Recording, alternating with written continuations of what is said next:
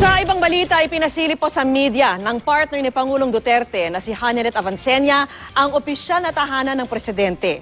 Mula po sa dating bahay pangarap, tinagurian na ito ngayong bahay pagbabago. At nakatutok si Cedric Castillo.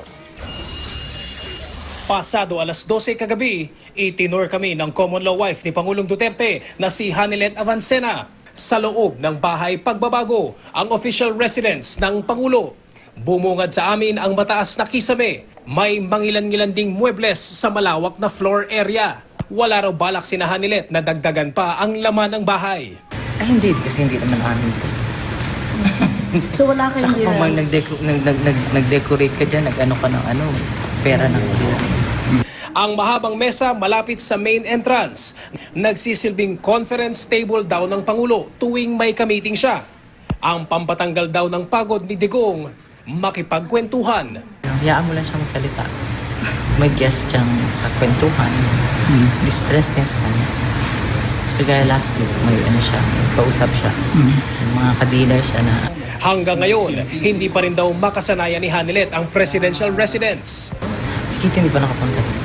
Hindi pa Klase po. kasi. Ikaw ma'am, ilang beses na? Pangatlo ko to. Pangatlo. mamahay? Kumusta pagtulong mo dito?